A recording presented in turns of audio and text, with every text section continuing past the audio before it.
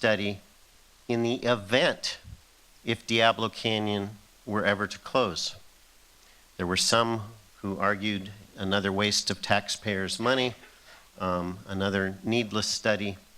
And then a year or so later, PG&E announced its decision to decommission Diablo Canyon.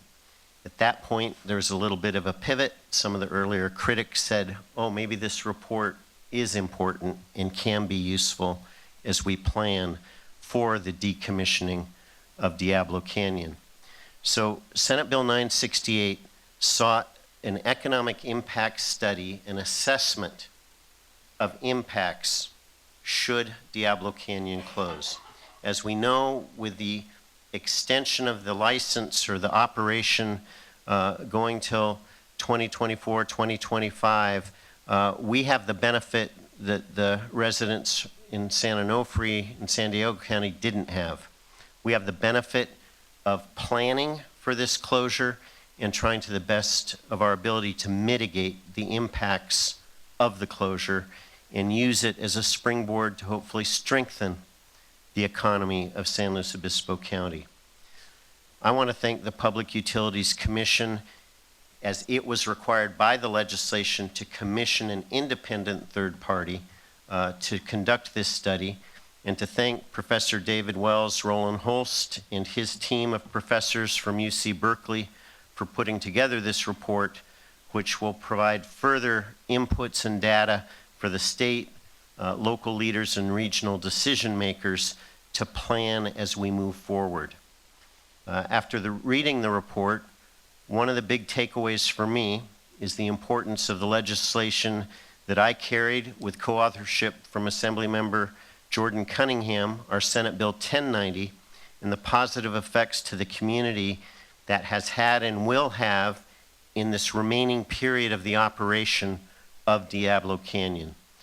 Senate Bill 1090 moves over $400 million into San Luis Obispo County, $85 million for mitigation in the community, a large section of that to San Luis Coastal School District, as well as funds for economic planning to stimulate economic opportunity and diversification of the local economy. The other big component is the continued safe, reliable operation of Diablo Canyon. And those are the funds, over $300 million, designated for worker retention, to make sure workers who know there's an end point to the operation of Diablo are incentivized to continue working, to continue living and contributing in this community, so that we maintain what for me has been the primary imperative, the safe, reliable operation of Diablo Canyon. Senate Bill 1090 provides the resources to do just that. And finally, I just want to close as I turn over to Assemblymember Cunningham, and then we'll hear from the presentation of the report. Today's hearing is to hear from the authors of the report required by Senate Bill 968, then to hear from stakeholders, their questions, their comments, and to hear public comment. Today's hearing is not to discuss whether or not Diablo Canyon should continue to operate, and it's not to drill into the current bankruptcy proceedings involving PG&E. My only comment on that is to say everyone we've spoken with in Sacramento, with the PUC, with PG&E, with IBEW, are confident that the resources required by Senate Bill 1090 will not be affected by bankruptcy proceedings or reorganization. Senate Bill 1090 is now state law, and federal courts in a bankruptcy reorganization do not have the authority to dismantle state law.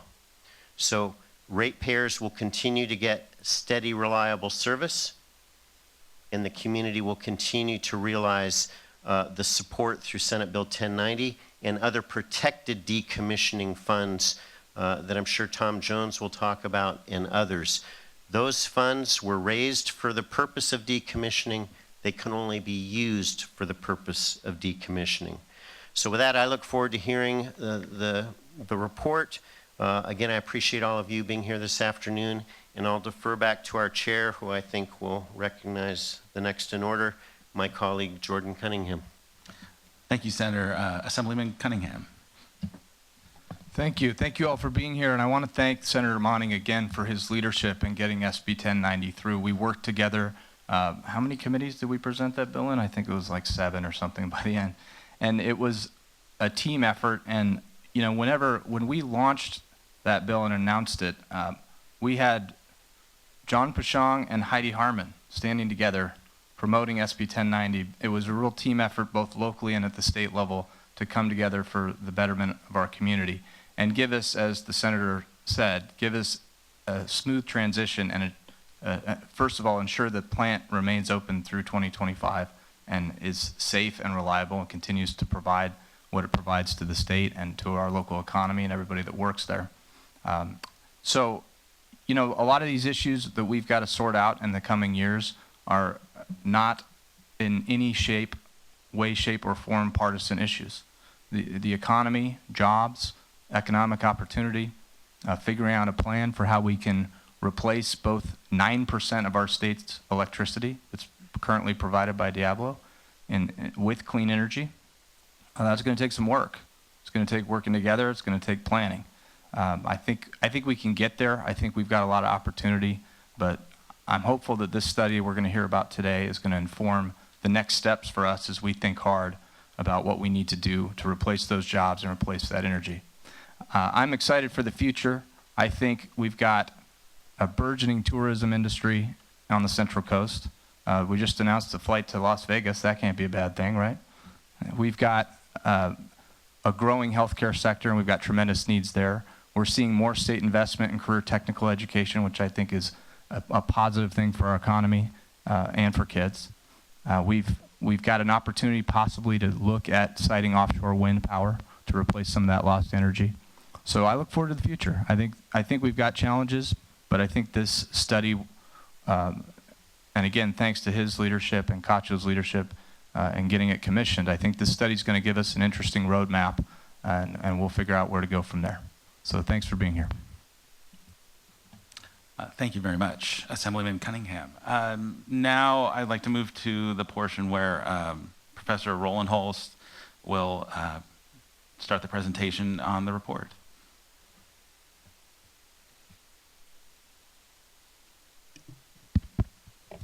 Thank you, Mr. Zismore, and thank you, Senator Monning and Representative Cunningham. Stakeholders, public and private, and stakeholders in the audience, apologies for turning my back, but this is a little bit more convenient for me to see the slides. My name is David Roland Holst. I'm an economics professor at UC Berkeley, and as Mr. Zismore said, the CPUC asked myself and my team of researchers to do this assessment. We're going to go through the main findings today. We can only summarize this very briefly. There are over 100 tables in this report, lots of detail. It does reward more diligent reading. But we'll try to give you the essential findings of our analysis. One thing you won't see today is a set of recommendations, although those are prescribed in the Act. The reason for that is that this is the last step for us in consulting stakeholders across the board locally, and we did not want to publish a set of recommendations without having the opportunity to hear from you once again in response to our findings. We did, as you'll see in a moment, we've done some relatively intensive stakeholder studying, but we wanted to make this last step before the recommendations that will be included in the final report. Anyway, let me give you a general introduction. There are 5 components to this study. And this basically is an acknowledgement of, I have to say, Senator Monning's repeated emphasis on the importance of an inclusive approach to this assessment. The first step is the macroeconomic assessment, which is a fairly routine exercise when looking at the very complex effects of a large investment scheme, whether it's infrastructure or private sector investment, to try to trace out all of the impacts. But then we also felt it was important to, as I said, look at stakeholder perspectives and take account of those, because at the end of the day, as Senator Monning has emphasized, the destiny of every community is really a product, at least in our political system, it's a product of the people that live in that community. So for us, it's very important, particularly looking to the adaptation opportunities to get a sense of people's expectations and sentiments about the economics of this project. Again, we're economists, we're not sociologists, we're not electric power engineers. But even from the economic perspective, we felt it was very important to try to take account of those things. So we have two components of the study which look at stakeholder perspectives, and we'll explain those to you. And then two other issues that we heard repeatedly were concerns about the local property market, and not only potentially adverse impacts of the project, but also a very significant trend against affordability that this community and many other communities are contending with.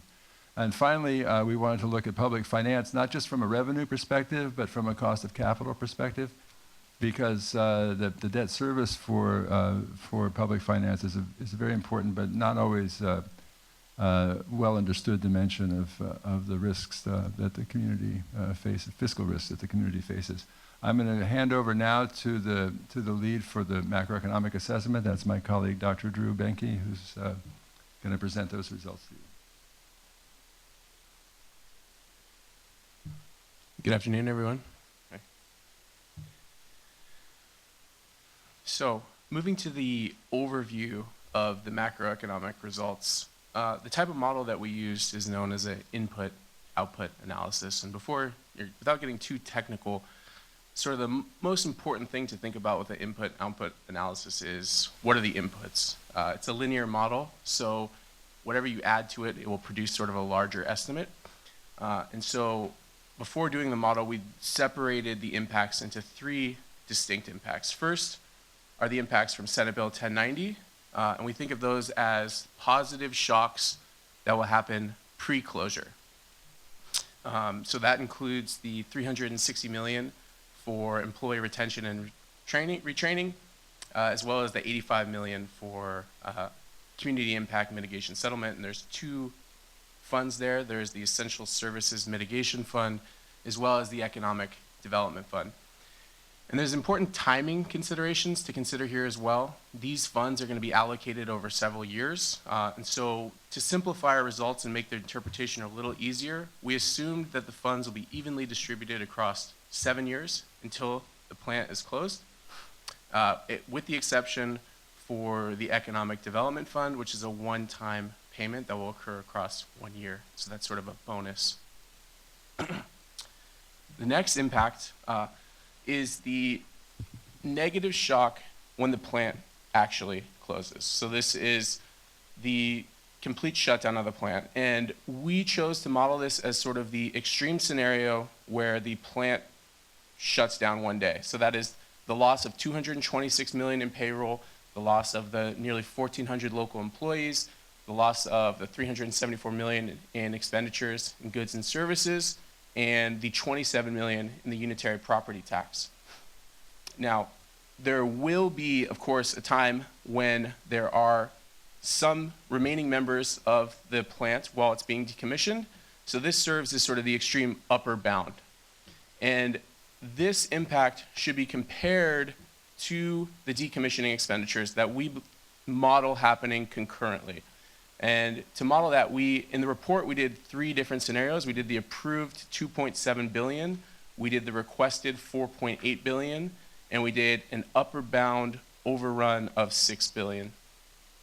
And we separated those expenditures into categories that the model takes, so which are listed as follows. So, big overview of the results. We find that the net impact for SLO County would be about a $77 million year loss for a decade. So those losses occurring annually for a decade. These funds are far less, or this impact is far less than what was previously found. Other reports that looked at the impact of Diablo Canyon failed to sort of account for the decommissioning expenditures. And so when we model them together, we find this impact of a $77 million loss. Should be noted that this is considered the post-closure impact, so it does not take into account the pre-closure impacts from the Senate Bill 1090 funds. So since they're happening at separate time periods, the Senate Bill 1090 funds will help offset some of these losses before these losses occur. So something to keep in mind too is the overall size of this effect. Although $77 million is a meaningful impact, it represents about 6% of the San Luis Obispo's regional, 0.6% of the regional gross product, which is far below the historical rates. Over the past 10 years, I believe SLO County grew at 4.5%. So there will be slower growth potentially, but still positive growth overall. And also the caveat being that this is the scenario when the plant is completely shut down. And so when there is still employees left at the plant and decommissioning expenditures are happening concurrently, we expect this loss to be smaller.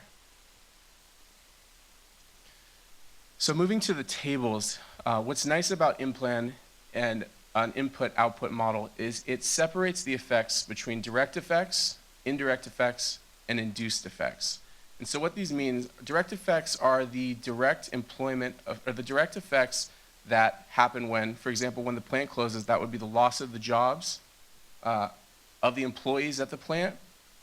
The indirect effects, those are things that supply the plant indirectly. So that could be janitorial, it could be products that are brought to the plant that aren't actually employed by the plant, but they feed the operation of the plant. Induced effects, those are income effects based from employment from the plant. So that could be, the employees' salaries, their discretionary spending when they go out in the town, the cappuccinos, the haircuts, things such as that.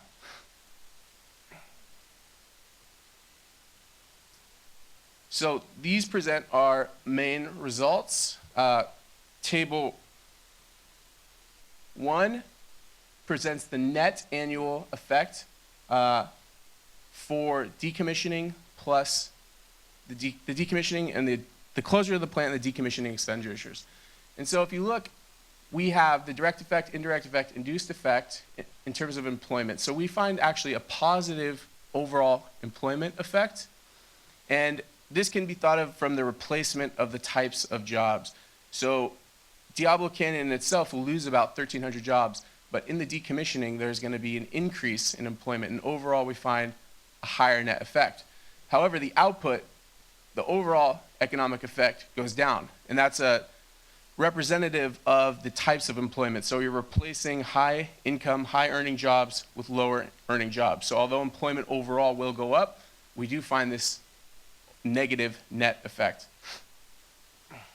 We also looked at Santa Barbara County and the rest of California, and we find overall very small effects. The rest of the state benefits, but if you look at that effect in terms of the size of the rest of the state's economy, it's very, very small, essentially zero.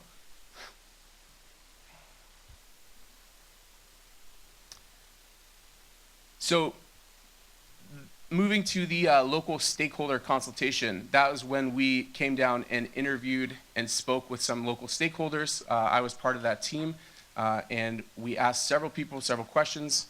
Many topics came up, including the fiscal challenges for the county, the local community expenditure concerns, perception of regional variability, so how can different cities in the county adapt to this, a discussion of how the county will be able to adapt post-closure, and the housing crisis affordability gap was something that came up quite a lot, and other impacts to the community that aren't reflected in these numbers. So something that came up that was very important was the loss of the unitary tax. PG&E owns its land and it pays a very sizable unitary tax. Senate Bill 1090, of course, alleviates some of these concerns. This was a concern most notably for the county government. Other stakeholders, such as the Unified School District, was less concerned about these things, as the Unified School District is a basic aid district. Property taxes fund a lot of the school district, and with high property taxes, they likely believe that should be fine. But the important thing is that Unlike San Onofre, the county is aware of this and is planning for it, and in-depth fiscal planning has already begun. The other concern, so this is more of a soft qualitative aspect, but the loss of high-income jobs can reduce discretionary spending, and that's something that we see in our results. Sort of the induced jobs will go down as a result, so that is discretionary spending will go down, decreasing sort of the induced effects. And what sort of impacts will this have on the community? Something we heard in Pismo Beach, for example, was what is the impact going to be on the single high-end grocer when these high-paying jobs disappear and they're replaced with more sort of, you know, mid-tier, middle-income jobs? What are the impacts going to be on the mid to high-tier restaurants? And given how small the community is, you know, this might not be represented in the numbers, but this has an impact. Another concern was the regional variability in adaptation capacity. So something that came up a lot is that the average income is approximately $65,000, while the average income at Diablo Canyon is $150,000. The employees are currently spread across the county. There was concerns, particularly in the northern communities, such as Paso and Atascadero, that the impacts there would be more sizable than on a community such as San Luis Obispo that is a little more diversified. So there will be certainly distributional effects. Other cities might not have, you know, the $77 million loss that we see net is going to be distributed across the entire county, but different cities might feel those impacts a little bit differently.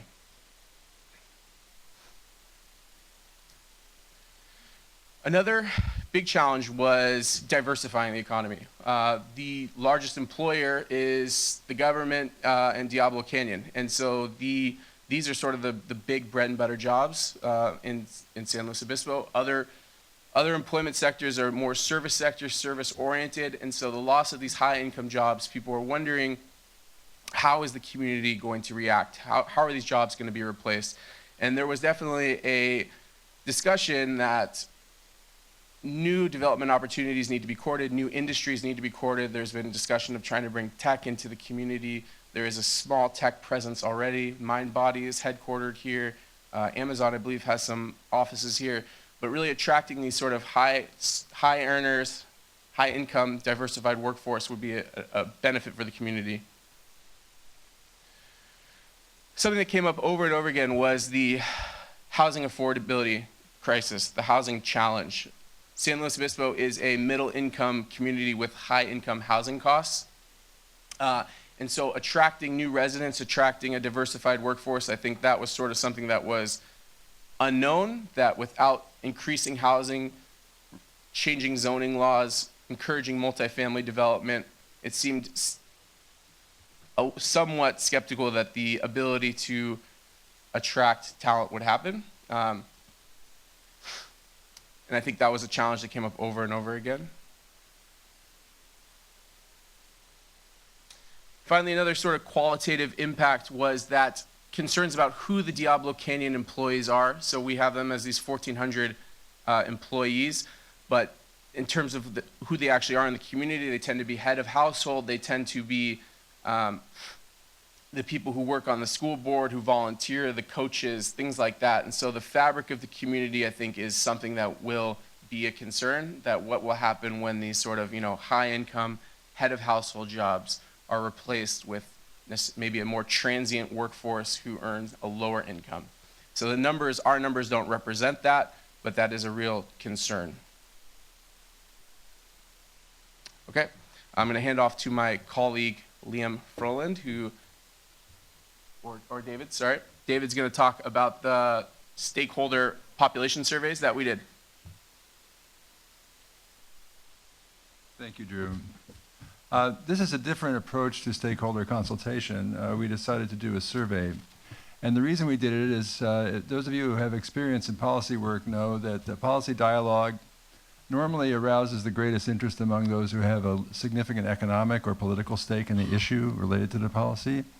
And since this is a community-based issue in the end, we wanted to be a little bit more inclusive. We wanted to reach out and expand the sample of stakeholders that we looked at in order to avoid a self-selection bias, focusing only on those who essentially stepped forward and said, yes, we're very concerned about this issue.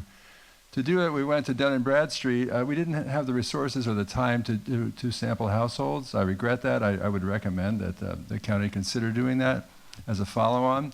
But instead, we narrowed our sample to institutional stakeholders of three kinds: private enterprises in the county, non-governmental organizations, and public agencies, representatives, including educational institutions.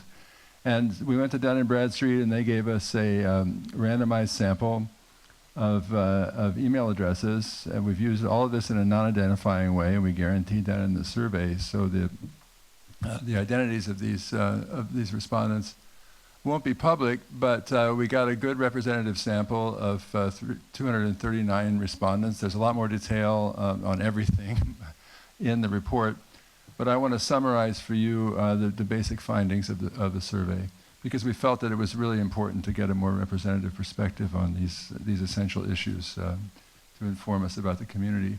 In terms of sample bias, there's still one residual, though, because we focused on institutions. The urban zip codes are overrepresented, and that's what this diagram shows you, that because we're looking at essentially entities with offices rather than homeowners, we have a slight sample bias for urban respondents. But we're looking for a specific type of respondent, and that's why we're in that situation. But let me just give you a relatively quick summary of our findings.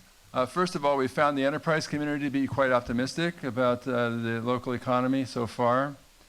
Twice as many firms reported growth over the last year and 5 years as reported declines in their own business.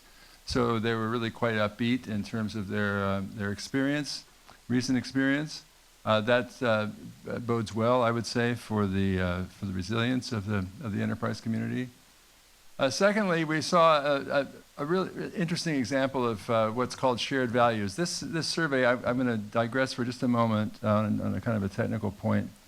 When you're trying to ascertain sentiment, and you're doing something about sentiment and expectations, there are certain questioning techniques that you use. You've probably all seen these 5-point questions where you say strongly disagree,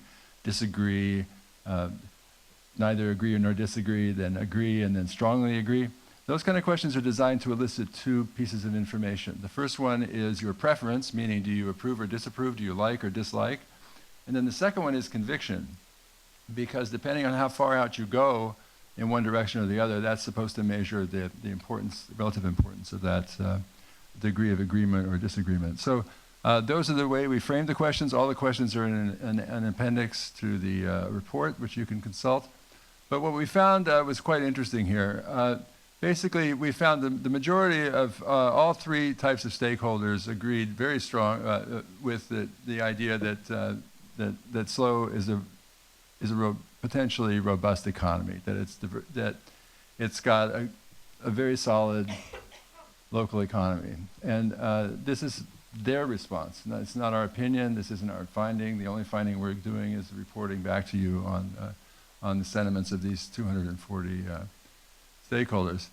So we see shared values in terms of the things that are most important. And so the degree of the percent agreeing with each one are actually very congruent across the questions. The degree of agreement was greatest in the context of the affordability gap that Drew already referred to, and maybe the weakest on this idea of robustness. So there is concern in the community. They feel like they generally agree with that, but the degree of agreement isn't quite as universal. The other strong category was that marketing to and attraction of job candidates is a persistent challenge, and of course that's probably related to the cost of living issue as well. But these are basically showing that across the three stakeholder groups, the issues that they're in agreement about in terms of their importance are actually quite comparable. In terms of conviction, what we see is a significant amount of concern about certain issues And the higher the score here, the more serious the concern, right? And absolutely the top here is the affordability gap. This is something everybody is really concerned about. So we could, that forces us to think more about what closure and the responses to closure will have, what effect they will have on that issue from the point of view of the economy, not necessarily just jobs and income, but on the price level and its effects on real estate. This is why we're going to go forward with the property assessment in the next component. But the basic issue here is that there is some disparity of perspective on impacts. Do you agree that that closure is going to have a beneficial or a detrimental effect on the local economy? And there's quite a bit of disagreement here, depending on who the stakeholders are. Generally speaking, the majorities believe that things aren't going to change very significantly. That's certainly in accord with our macroeconomic findings. Don't get me wrong, there are going to be significant adjustments. I don't want to minimize the potential cost to any individual stakeholders who will be more directly affected by closure. But for the macroeconomy as a whole, as Drew showed you, we're talking about 0.5% of the local economy from this event, net of both the adverse effects and the positive effects of things like 1090 and the decommissioning expenditures. But we do see significant, nobody's terribly optimistic, I would say, certainly not the public institutions. They're very concerned that things are going to be worse. Still, 50% of them feel like things won't necessarily change very much, but there's very little optimism there. Non-governmental organizations are a little more divided. Private businesses are basically expecting the status quo, that things won't change very significantly. But we do see significant disparities by stakeholder type in terms of what their expectations are. Public sector is very concerned about the future. And yet we see remarkable agreement on what's important in the local economy. If you look at these results, which are, what are your primary concerns about closure? There's very substantial agreement across the three stakeholder types. Businesses, NGOs, and even public administrators basically are ranking these things in about the same order. So there's a lot of agreement about priorities in terms of what's important and what's not. Even though there's discord about the severity or the degree to which those things are going to affect the economy. So let me summarize this. As I said, there's a lot of technical detail which is published in the report, but time is limited today, so I can only go over the main conclusions. What we find and we think is very important to these findings is that the sentiments aroused by the prospect of disclosure have this very interesting characteristic. There are discordant expectations across the community about what's going to happen, but there are very strong shared values about what's important. And there's a way in which this is kind of an unintended benefit of having to consider this event, and that is that it could arouse a new generation of stakeholder engagement and determine policy dialogue, something that's more inclusive and actually uses the energies of this shared values and discord findings to actually move the community towards shared strategic objectives. The shared values will offer cohesion, while the discordant expectations are they're going to stimulate discourse. They will promote discovery and innovation in approaches. They can do, and they can impel the community to improve mutual awareness and cooperation, which will be essential to this adaptation process. It begins to sound like recommendations, I know, but they're coming, they're coming later. But to facilitate all of this, we hope that more evidence, like our survey and other findings, can help to identify the leading concerns of the community, not just what is the project, but what do people want to see going forward, and what are they willing to do to make it possible. But these can be the hallmark issues to jumpstart a new phase of policy dialogue, a more inclusive process of community dialogue that literally leverages this diversity of opinions.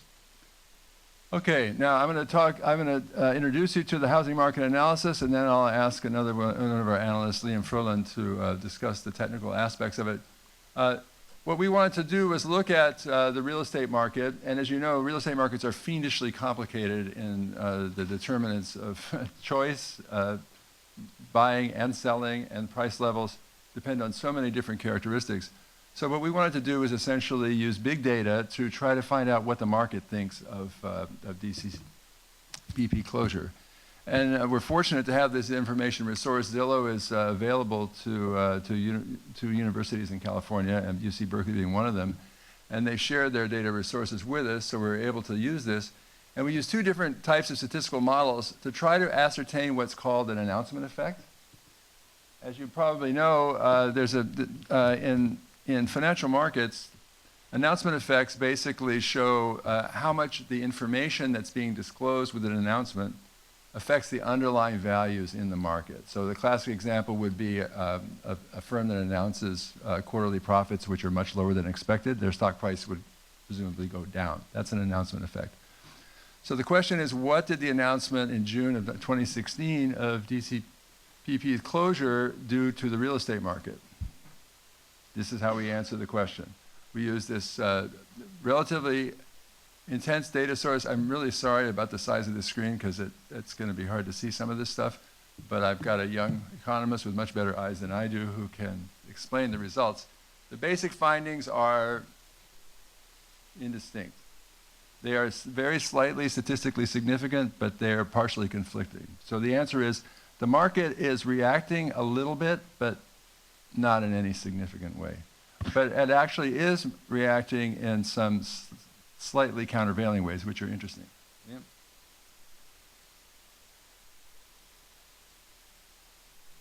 Hello, I'm Liam, just to introduce myself. So as we see here, first of all, this is just an overall chart of the housing market in San Luis Obispo County, broken up into distances from the Diablo Canyon power plant, from less than 10 miles to over 40 miles. The average distance was about 20 miles. As we can see here, this is June 2016, I believe June 21st was the official announcement of the closure. As you can see, kind of with this small slice here, there doesn't seem to be much change just from the trends shown. But beyond that, we also did something called an event study analysis, which takes a broader housing market index, in this case a national index for this graph, and tries to figure out the relationship between San Luis Obispo County's housing market and the broader national housing market. From this past historical relationship, it produces predicted values, what we would expect from San Luis Obispo County, and then compares it to the observed values. This plots the difference between the observed and the expected. A positive value shows greater than expected housing prices. Negative is less than expected. As we can see here, this shows the San Luis Obispo County announcement effect, with the announcement here, on price per square footage. As you can see, there was some decline in housing prices that was deviating, but it's not particularly large. It tends to stabilize. And as we'll see later, if we look at other comparisons, this isn't to be expected to be particularly significant. Here we see Orange and San Diego counties. This is looking at specifically the closure of the San Onofre nuclear generating station back in 2013. This was a surprise closure, so it gives us a beneficial insight into not just the announcement effect, but the actual closure effect that we would expect. In this case, the impact on the housing market would not be priced in. Nobody expected the closure to happen, so it's a nice surprise and what we would call an exogenous impact.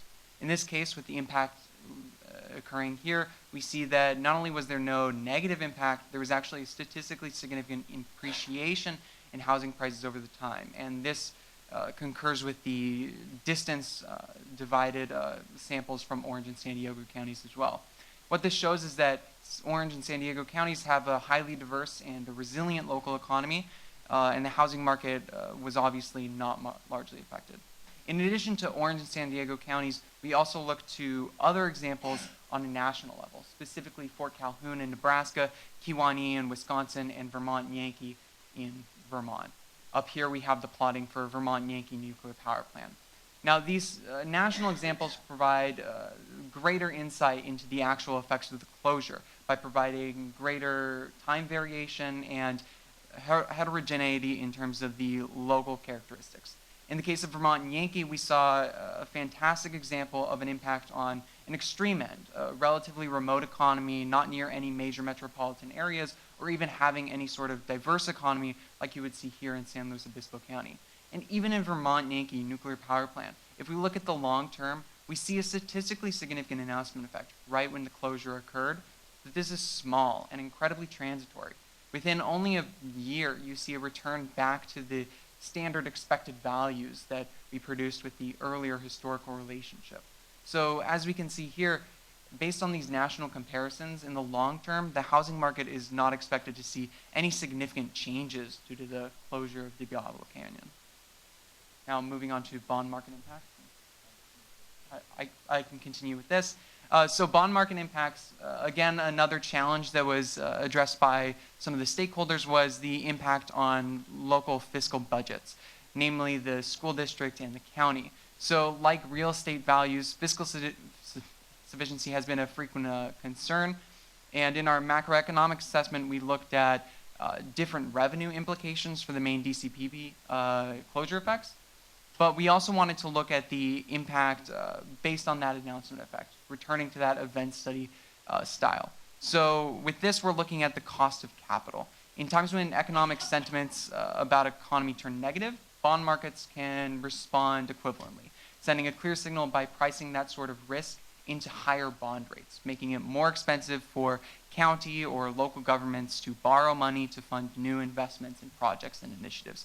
So to ascertain the significance of this, again, we go back to an event study, this time using high-frequency bond data provided from Bloomberg Terminal to figure out an econometric impact. So we look across many borrowing agencies and debt instruments, and with this, to give you an insight, there has been no adverse announcement effects shown. So here we can see, I'm sorry that it's so small, but these are the plotting of the different bonds that we looked at. You can see a listing here, but as you can see, it has a great heterogeneity in terms of what we're looking at. We're looking at not only SLO County bonds, for example, we're also looking at city bonds from San Luis Obispo City as well as Paso Robles, as well as a San Luis Coastal Unified Bond and San Luis Obispo City Water Authority. These bonds provide great heterogeneity because they provide better insight into the exact announcement effect. Here you can see the difference of the yields, the rates of the bonds, from 10-year treasury rates. By taking this difference, it allows us to ascertain a localized impact as opposed to any impacts that might be caused by broader national concerns. As you can see here, at the end of 2016, there was a significant rise in rates generally, mainly because of the election. So this difference allows us to check that out. And right here is the announcement in 2016. And as you can see here, you see in some examples, such as these upper examples of bonds, you see a rise in rates associated with the announcement effect. With these other examples, you don't really see it, especially closer to zero, closer to the treasury rates, another rise here. But in general, these rises are, much like the housing market, incredibly transient. They don't really factor into the long-term pricing of the bonds. They're short-term. They are not something to really worry about in terms of the long-term fiscal impact on the cost of capital. And I believe, yeah. Thank you, Liam. Yeah, after all that tech finance, I'm going to revisit the macro estimates in just one context. As I said, anybody who wants to study this report diligently will be rewarded with over 100 tables to evaluate, but we're only going to show a few. I'm coming back with three that were a little bit interesting for us, just to add them as food for thought.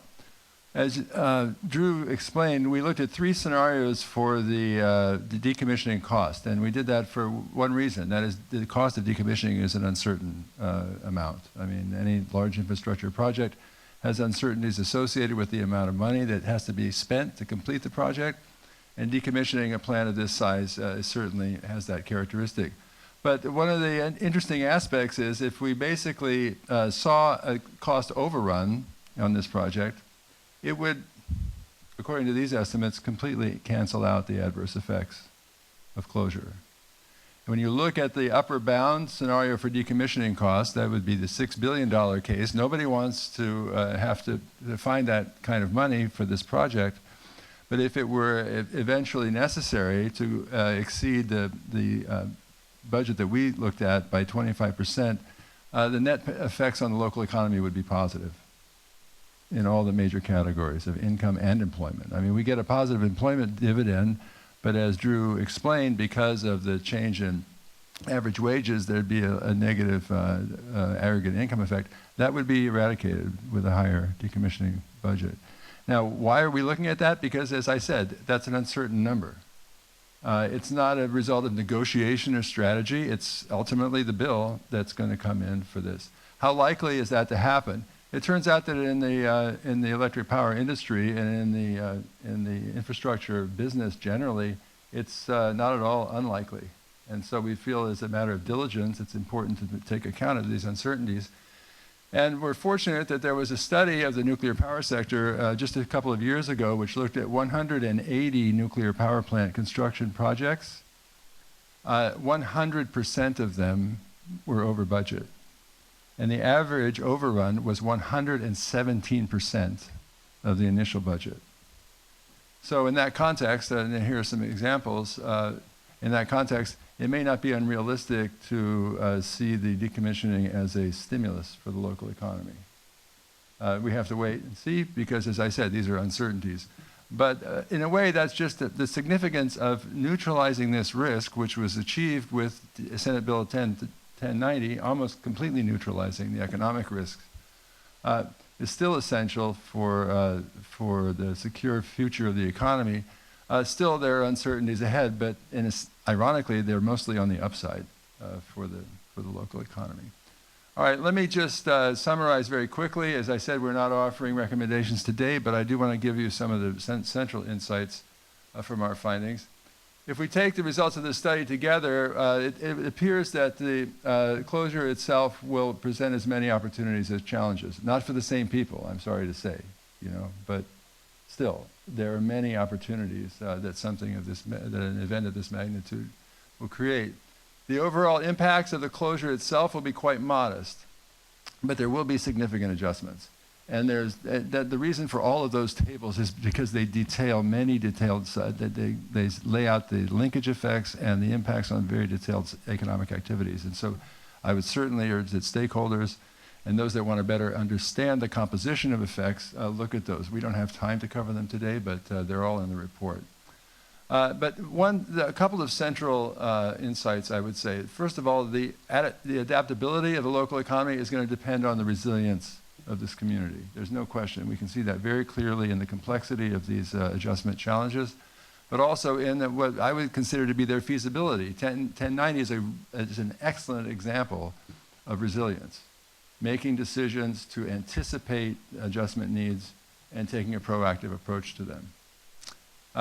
Today we see this interesting characteristic of the community, and again, I'm not speaking on behalf of the homeowners community because we only sampled the institutional community. But in that community, we see this very interesting combination of discordant expectations and shared values. And for us, that makes a very strong case for determined and expanded commitments to dialogue, to policy dialogue across the community and throughout this entire process. SLO County governments are already pursuing this. They've done it with this initiative and with 1090, and also some discretionary funds that 1090, I think, is financing the Hourglass Project. I'm not precisely clear on that, but Hourglass Project is a new initiative that's a very good example, I would say, of this kind of stakeholder examination and a promotion of evidence-based policy dialogue. This is essential at this stage because there's so many uncertainties.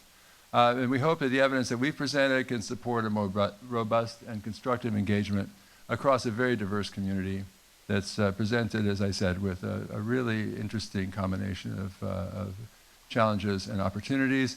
It's all, above all, I would say it's an opportunity for the community to build its own strategy for sustained and inclusive prosperity. Thank you very much.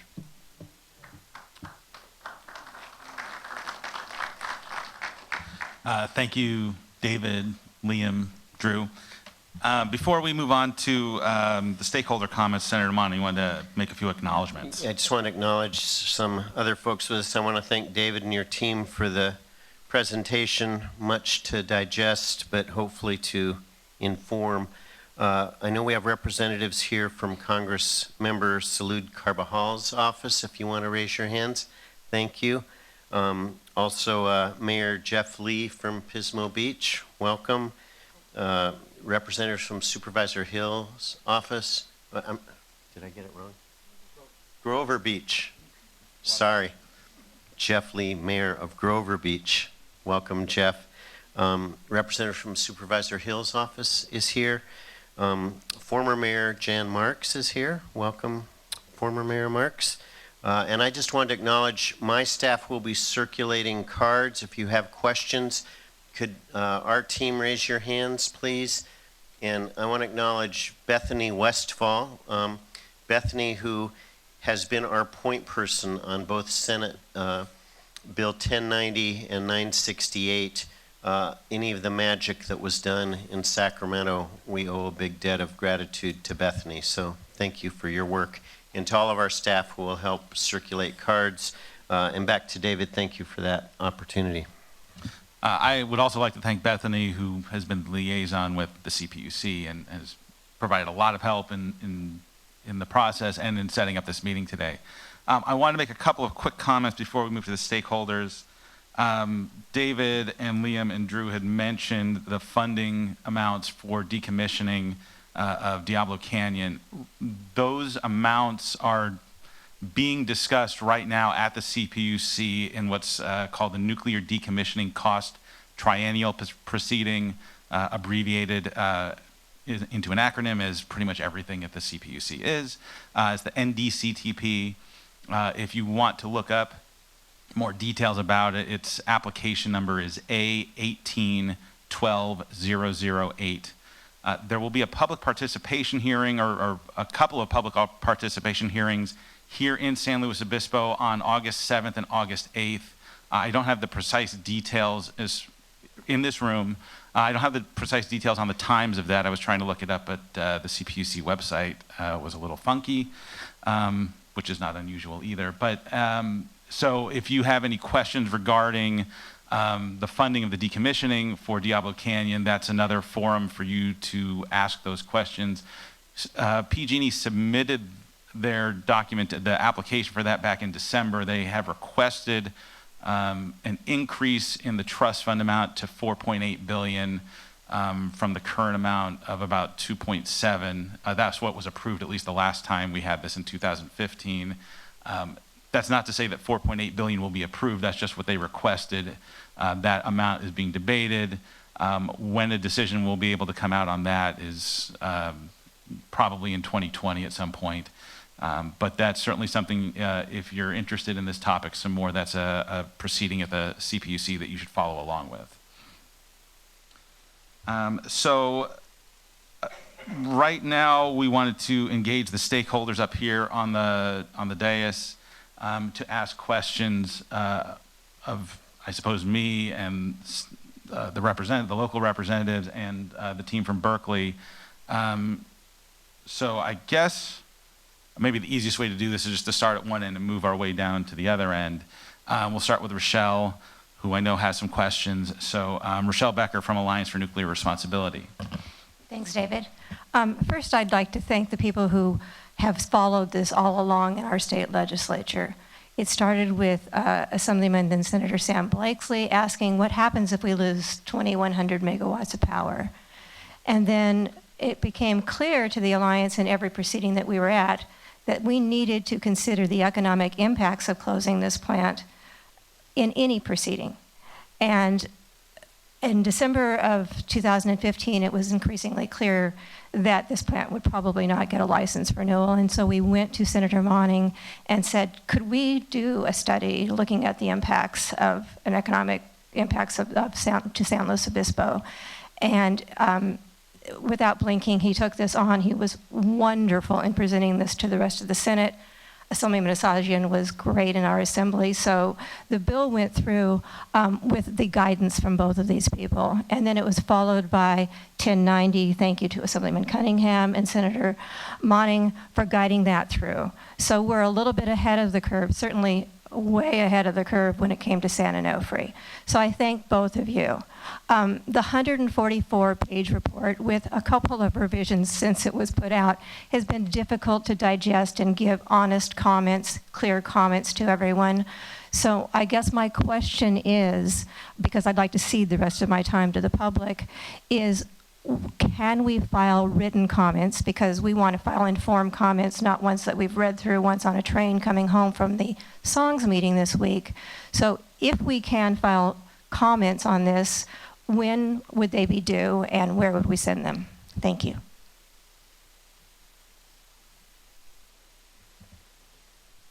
Well, I'd like to ask the team from Berkeley to chime in. I mean, I'm amenable to accepting comments. Obviously, we'd like to give you a little bit of time and give us a little bit of time to answer, but you know,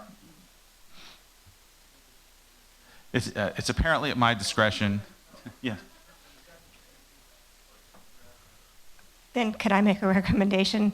Can you make the comments due after our testimony is due in the decommissioning proceeding and the general rate case, which are 2 days apart, the 16th and the 18th of July?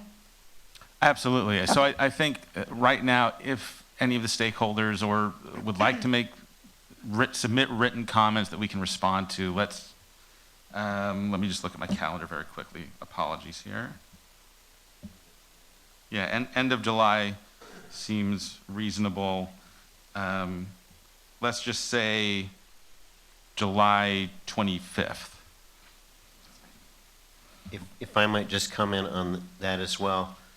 I think written comments on the report, but also I think what would be helpful to the Berkeley team as they take from the report and fashion more concrete recommendations, that comments could also address thoughts, recommendations moving forward.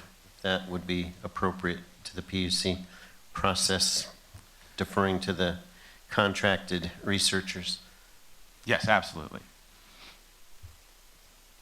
Tom Jones from Pacific Gas and Electric. Thank you, Mr. Sizemore. First, I'd like to echo and thank the leadership of Senator Monning, Assemblyman Ashajian, and Assemblyman Cunningham. We're blessed with great local elected officials here, so thank you for the work that you've done. One important thing, and Mr. Sizemore mentioned it, is all of this analysis is predicated on the decommissioning work. So that work will get done, but that question of if is one of the biggest questions. And so those public participation hearings on August 7th and 8th are very essential for folks to make their voice heard. It's our job as the applicant to satisfy the burden of the regulator that we've provided enough information to get that investment in rate dollars to execute this work. If we haven't met that burden, then that when could change, right? And we have up to 60 years to do the work. That's not our preference. We like to go directly into decommissioning. We've been very clear about that. There is regulatory risk if we don't satisfy in either this rate case or the next rate case that filed in 2021 to be sure that we can go directly into work. We're also concurrently planning to achieve all of our discretionary permits from the County of San Luis Obispo, the Nuclear Regulatory Commission and licensing activities, the Coastal Commission and state lands. So we have to run a parallel path on about 5 different main regulatory fronts to be able to do this work. We estimate that takes us till about 2023 or 2024. That's exactly what our sister utility to the south is experiencing in San Onofre. They closed in 2012. They decided to never operate again in 2013. Fast forward 6 years, in 2019, they had their State Lands Commission for their final approval there, and they'll have their Coastal Commission approval either in September or October of this year. So it shows our time frame's right, but we don't have much time to waste. The last thing I'll say is this timing is also important for folks to take advantage of for these activities. So my question to the Berkeley team is, can they set some expectations of when the second round of this report with some of these recommendations might come out? Is that going to be dependent upon some of this public feedback, or is there a third quarter, fourth quarter expectation? Because I know groups like the Hourglass, the utility itself, and all these different community groups are very interested in that.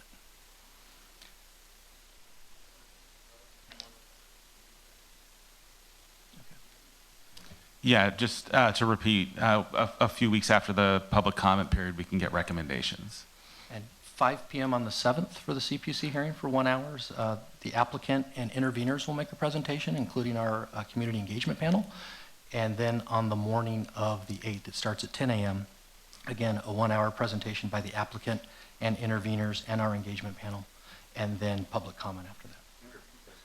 August 7th in this room, San Luis Obispo County Government Center, 5 p.m.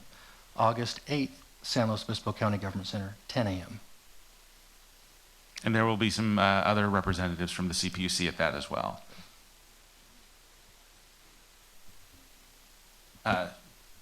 Sorry, I can't, it's hard to read your name from here, but Mr. Johnson? Good afternoon. I first want to thank also Senator Monning and our Assemblymember Cunningham for their work on this. I think that their support and leadership on this has been outstanding. I think one of the primary conclusions of the report is that absent 1090, the economic impacts would be far greater than what was anticipated, and that the positive shock as it's described in the report would be much greater. I also want to thank the Berkeley team for their time coming down and interviewing stakeholders and engaging with our local community. It has been quite a voluminous report to digest in the last 36 hours, and the coalition has done their best to try to absorb it, and so we appreciate that there's going to be a comment period. My question is more to the Berkeley team in terms as they formulate their recommendations and to give rise to what do you think PG&E, the CPUC, and the NRC should be doing to minimize the economic disruption as Diablo transitions from operations to decommissioning?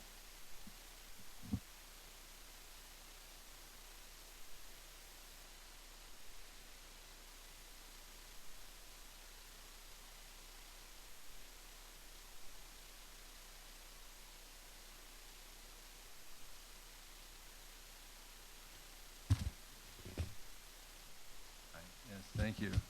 To be perfectly honest, we actually have not engaged in scenarios for alternative decommissioning strategies because we don't have the evidence we need in order to do that. We got great cooperation from everybody in terms of initial data and data on the absolute amounts and the budgets, but we didn't presume to try to plan the decommissioning step by step, and we didn't have the information needed to do that. Although, having said that, I think it would be quite important to have that kind of information and to inform a most effective or maybe optimized decommissioning expenditure strategy. We didn't have the data to do that. Thank you.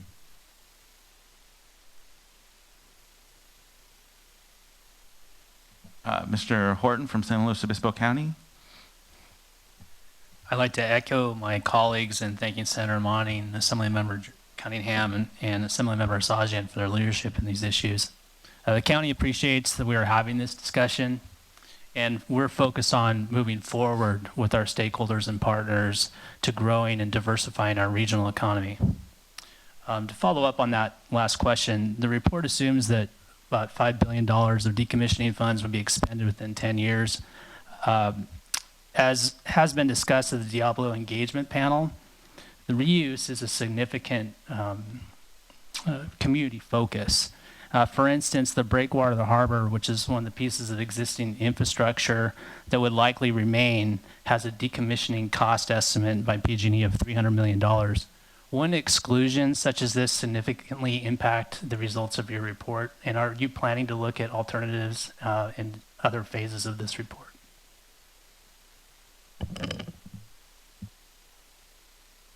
Yes and no.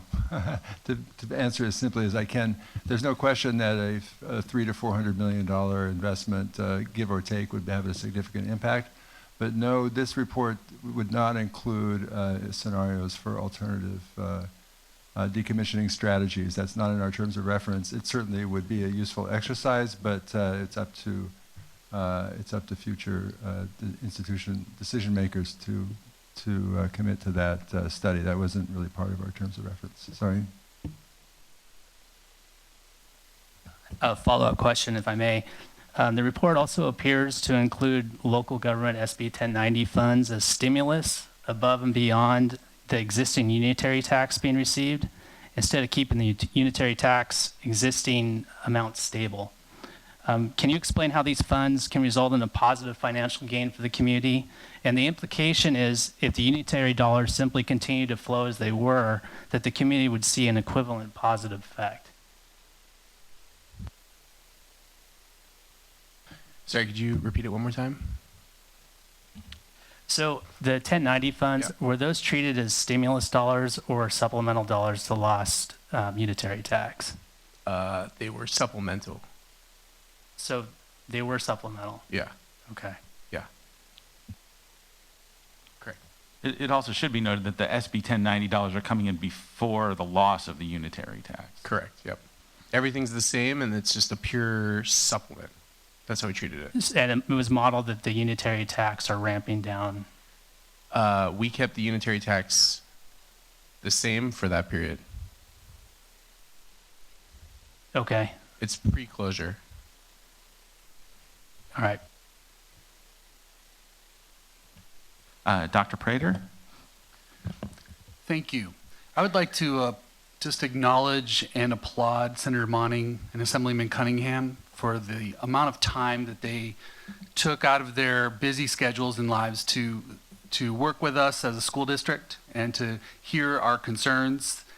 From that came the co-sponsored bill, SB 1090. And I think to put that in perspective for our school district, who is the largest entity impacted, I just think it's really important to acknowledge that we serve nearly 8,000 students, of which 39% are socioeconomically disadvantaged. From that, we also have nearly 16,000 parents and guardians that support our students that would have been impacted had SB 1090 not been approved. Also, 1,000 employees. Those are 1,000 families that would have really been impacted by this decision had SB 1090 not passed. So I just want to begin with that. I will follow Ms. Becker's suggestion that some clarifications in the report, I can put those in writing to the Berkeley team. I appreciate the work you did. It was certainly helpful to see how it all fits together, and I appreciate that. I will submit my comments in writing because there are some things that probably need to be clarified. We're a basic aid school district. It's quite unique among school districts in California on how we get our funding. And because of that, it's a little bit tricky when you're interviewed and by a research team. So it's a complicated story. And I just think all in all, SB 1090 will allow our school district to transition over the next decade creatively and with an entrepreneurial spirit as opposed to a crisis mode. And I think on behalf of our school board and our community, I just most grateful. Thank you. Mr. Duffy from the IBEW. Yeah, so I'd also like to thank Senator Monning and Assemblyman Cunningham from IBEW 1245. Spent a lot of time, I think, in Sacramento and locally helping and asking and working together towards 1090. That was great for our employees to maintain the rest of their employment, keeping the plant safely and reliably operated, and locally, because I live here and I have kids and they're going to school, and we already talked about that. So I had a question, maybe a little specific, just to the monies, the $724 million in annual output. That's over 10 years, which is that offset, which derived you at the $77 million deficit.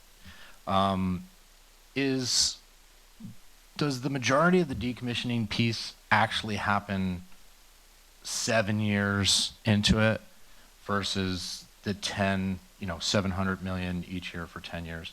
From my perspective, and maybe Tom can chime in on this, that the plant shuts down, it sits in a certain mode for 6 or 7 years, and the brunt of the decommissioning, the heavy lifting, all the expenditures, all the tearing stuff down, doing stuff, doesn't happen for about 7 years. Is that important to the people that are reading this to plan, the local county, state, whatever, planning on these future expenditures in 2025 through 2032?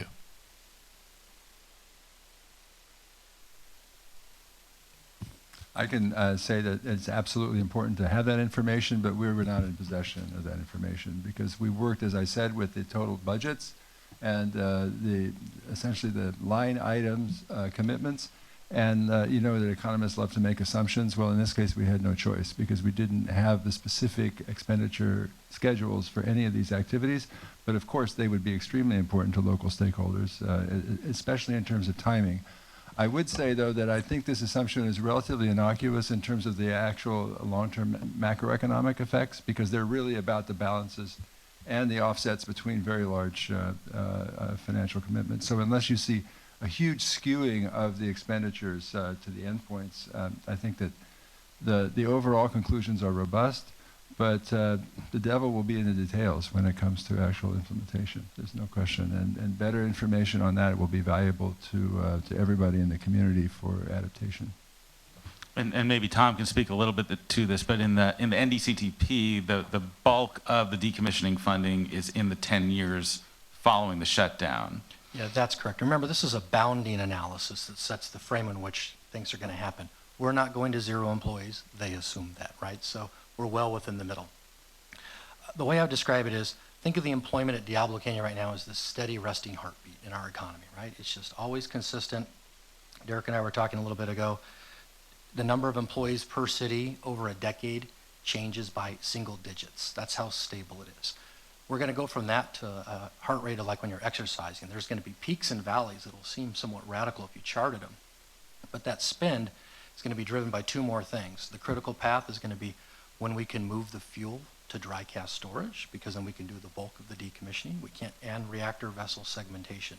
Those 2 things open it up.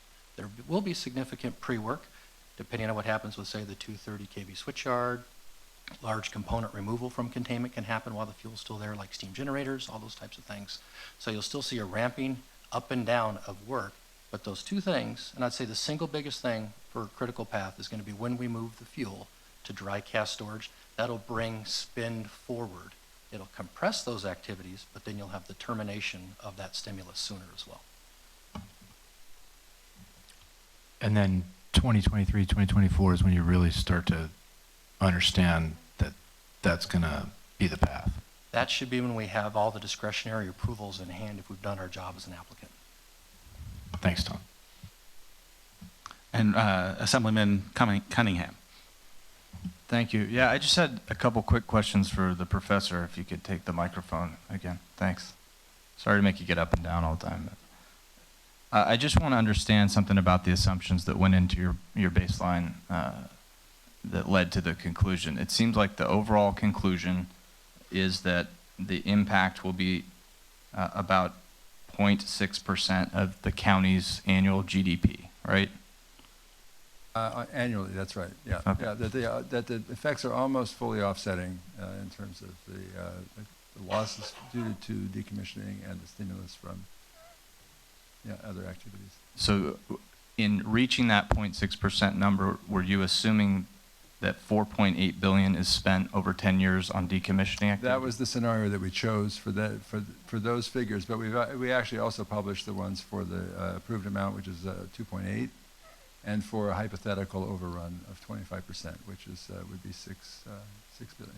Okay, so that's my ultimate question. If you assume the 2.8 billion spent over 10 years on decommissioning, right, what is the effect on the economy? Because I understand 6 billion means hey, we're in the positive, it would right? be about 3 times that, which is about it's about 1.5%, or about 1/3 of the growth rate, the annual growth rate of the economy. For the last 20 years, SLO has grown at an average of 4.5%, and so this would be about 1/3 of that. So what we're seeing, and I want to really emphasize this for everybody, that what we're talking about is slowing of a positive growth rate, not about a reversal or recession or a negative territory, as they call it, for the local economy.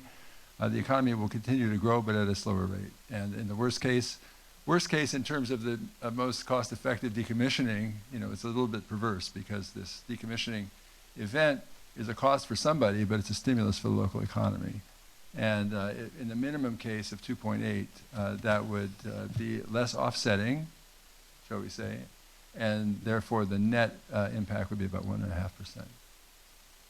And are you also assuming that all of the decommissioning related work is done by local employment? No, we don't assume that, and we've got data on the.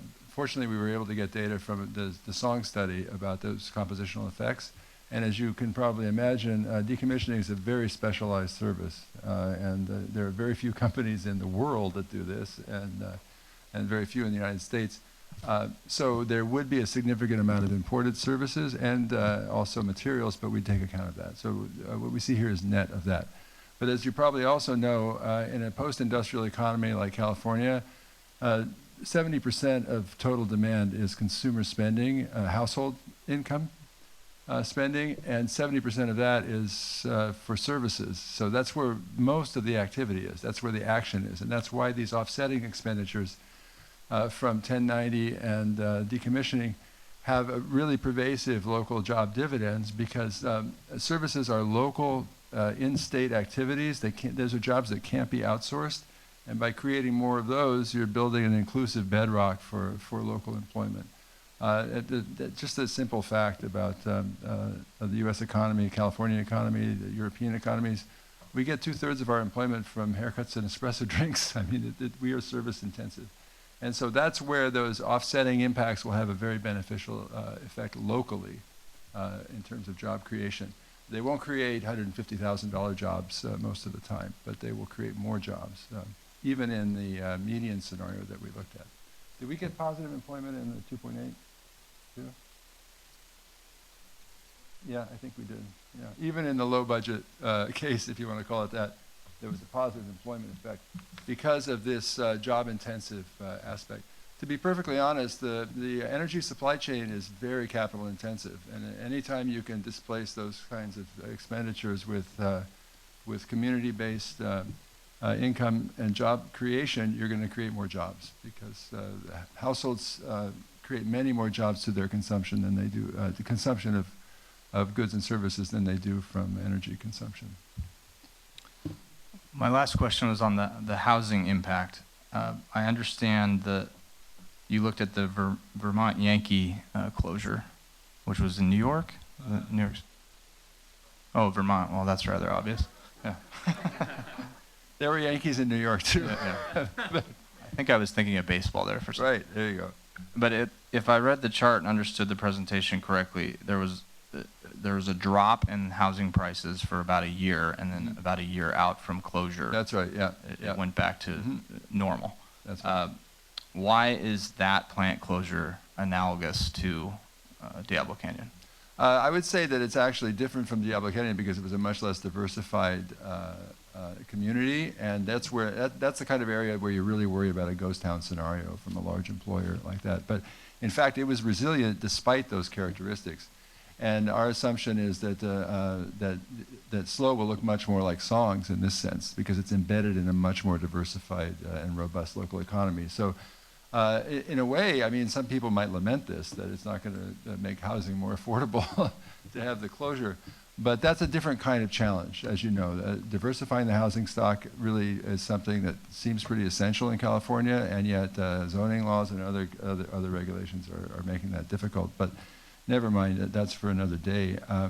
What we see is that the real estate market really shrugged off that announcement. They really did, and I think we have to take that seriously. Not just the economists in the room, but I think that we should take it seriously. But it was sensitive. It responded. You can see the announcement effect quite clearly, but it doesn't persist. It was the same with local finance. When the announcement was made, there were concerns about elevated risk for local financing, just as been expressed by stakeholders since we started this process. But the markets basically came to the conclusion that it would not have a long-term implication for fiscal sustainability. Thank you. Senator Monning? Yes, thank you. And again, I just want to thank the professor and your team. For me, some of the takeaways are encouraging. And encouraging to the extent that we have 5 to 6 years, and I think one of the takeaways from today is that the decommissioning process itself can also serve as an economic stimulus. One of the questions would be the ability for existing workforce to be retained based on their knowledge and training to be part of that decommissioning team, even though it's been commented that it's specialized. I think also moving forward, I know Assemblymember Cunningham, Congressman Carbajal, and I have all been focused on exploring other forms of renewable energy development, from the solar fields in Carrizo to exploring wind energy development. Robust conversations going on now with U.S. government, the military, private developers in the prospect of using existing energy grid for that type of transition, which could also be a factor in economic stimulus. I know the report commissioned was not designed to look at those future economic prospects, but I do think in this 5 to 6 years that we have, that SONGS did not have, with the support of SB 1090 resources and just the kind of the brain trust of our cities, our county, our entrepreneurial groups, and the use of some of these funds specifically to work on economic development and diversification, we are in, as I would say, in as good a position as possible with the loss of this second leading employer in San Luis Obispo County.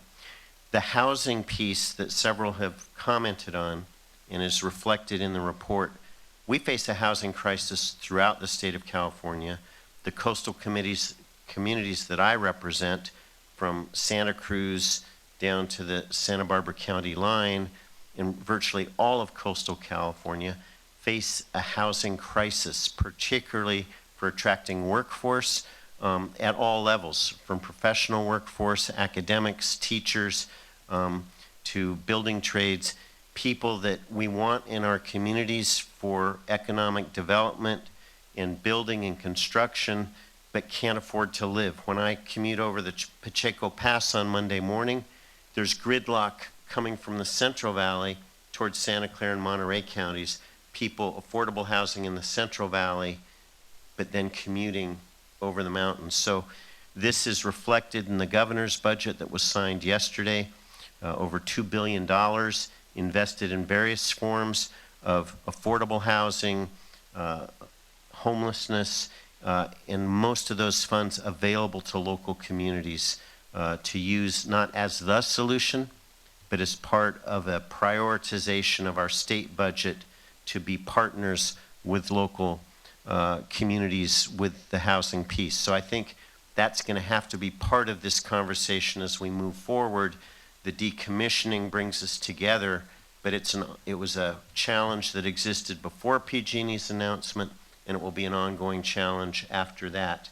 But again, where there's a will, there's a way, and I'm confident that part of this positioning of bringing stakeholders together, we can use that to also address some of the challenges on affordable housing as well. So with that, I appreciate the opportunity just to offer those, and I think you'll take us now into the public component of the hearing. Thank you. Thank you, everybody on the dais, for your comments. And again, we will have kind of a public, or an opportunity for everyone to submit comments, and we'll get back to you, or submit the comments by July 25th. So let's move in to the comments, the public comment period. I've received a few comments already on these cards here.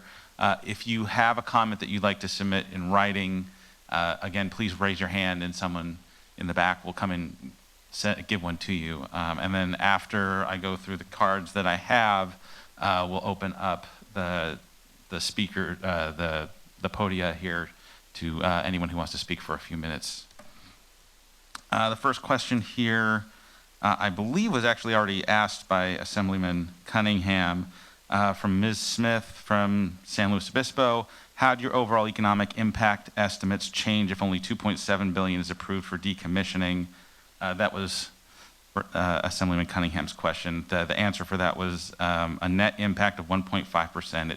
It slows the growth rate a bit more than the 0.6% that was estimated with the 4.8 number. This next question is from Coleman Miller from Pismo Beach. This question, I think, is probably more directed at local officials than it is at the Berkeley team. The decommissioning of Humboldt Bay Nuclear Plant up in Eureka resulted in a one truck every 12 minutes for 4 years. Diablo Canyon will take twice as long. If waste is not transported by barge, will 101 southbound have a third lane added from Avila Bay Drive to Pismo Beach to limit traffic congestion?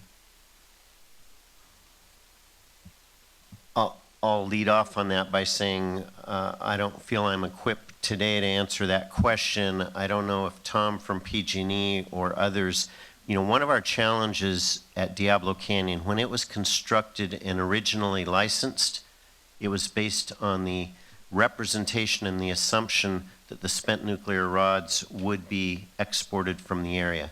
As you know, they've remained housed there. There's been nowhere to send them.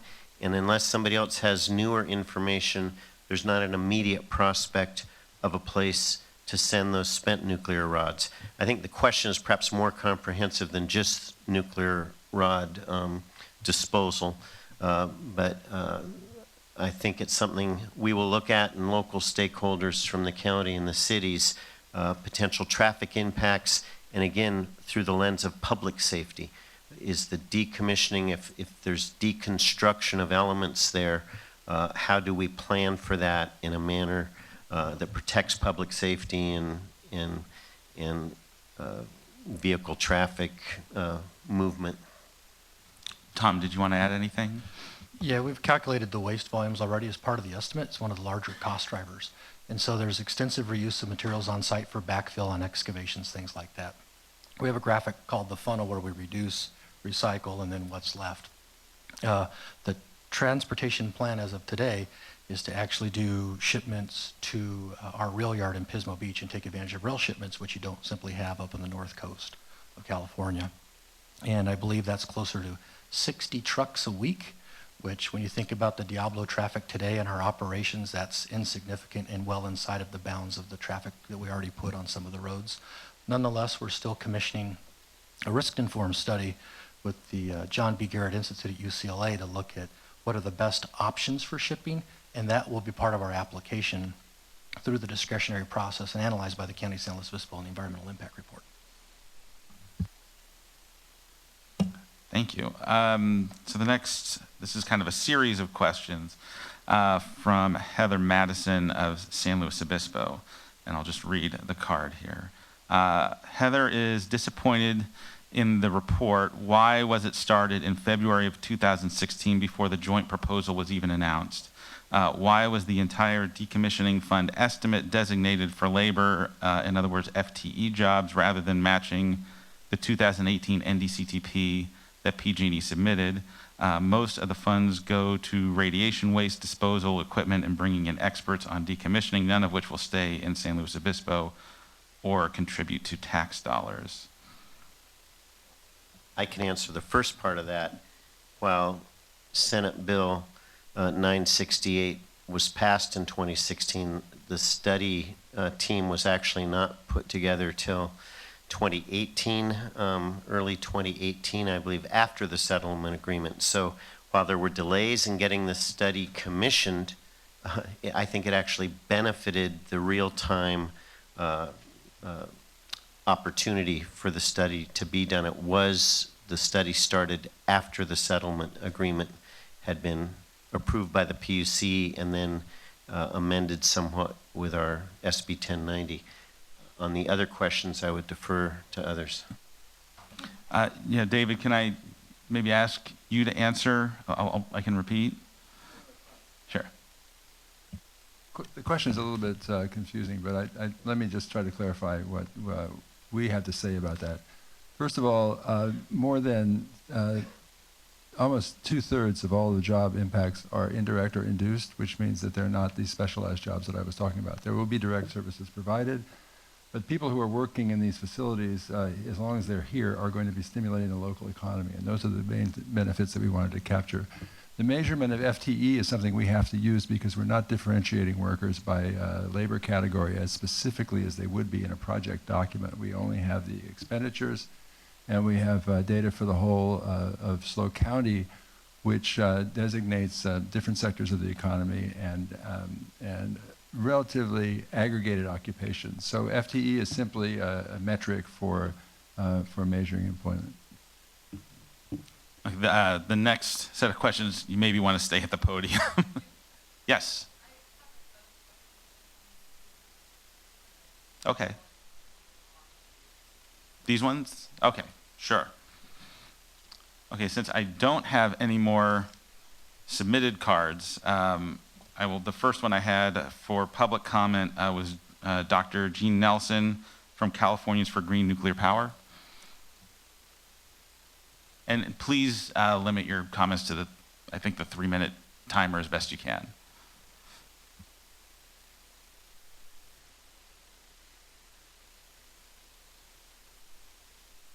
For speak. There we go. Okay, great.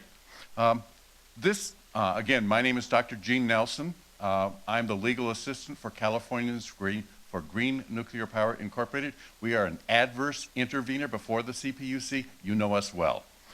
This meeting continues the pattern of the CPUC not complying with the spirit and likely the letter of the law regarding open and transparent decision-making processes.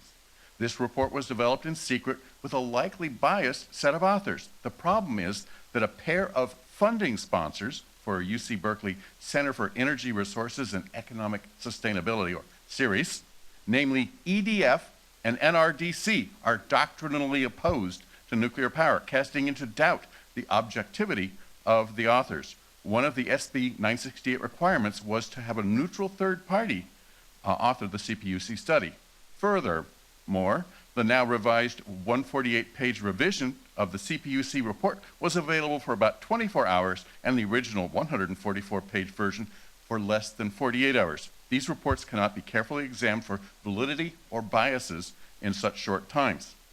The flaw in the CPUC report that adverse CPUC intervener CGNP identified in this short interval was a claim of approximately 4,938 FTE decommissioning jobs for the decade from 2025 to 2035 is not supported by the requirements of critical Diablo Canyon systems to remain in operation until all the spent nuclear fuel is transferred to dry cask storage, as noted by Mr. Jones. Certain plant components that have been subject to neutron bombardment must be allowed to decay before it's safe to work on them. If the CPUC report authors had contacted the UC Berkeley Department of Nuclear Engineering, those issues could have been clarified. A further illustration is based on the actual experience of the applicant PG&E in decommissioning its other nuclear power plant, namely Humboldt Bay Power Plant Unit 3. PG&E's first nuclear power plant last produced power on July 2nd, 1976. Transfer of all the plant's spent nuclear fuel into dry cask storage was completed in December 2008, more than 32 years later. Decommissioning began in earnest 2 years later, 34 years after the shutdown. This is a much more realistic timeline. CGNP would not be surprised to learn that the study methodology was to produce the impression that the wage stream of Diablo Canyon's currently employed 2,908 FTEs could be duplicated by 4,938 decommissioning workers from 2025 to 2035. This information should be sufficient to require a new report by different authors. CGNP also located a just-released UC Press case study critical of the decision to grant PG&E's controversial application. I'll be providing a courtesy copy to the CPUC.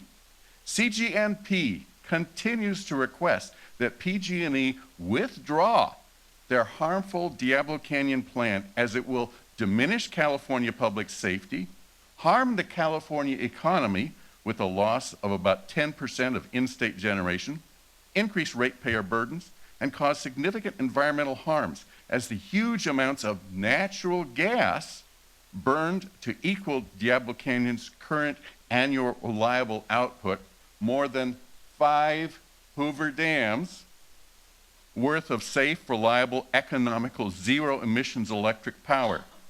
PG&E's application does not serve the public interest. I note also to Mr. Monning that SB 1090 is a narrow private bill that is silent regarding Diablo Canyon's operation beyond 2025. This information will also be shared with a federal monitor overseeing PG&E's ongoing criminal case, the one that will likely tie the deaths of over 100 people to PG&E putting profits before people. Thank you. Thank you, Dr. Nelson. I would just note that this meeting is not intended as a referendum on the shutdown of the plant, and comments. We have received your comments in that proceeding as well, and they've been considered by the CPUC. If you wish to submit the comments that you just made by the July 25th deadline, I'm more than happy to receive them and consider them.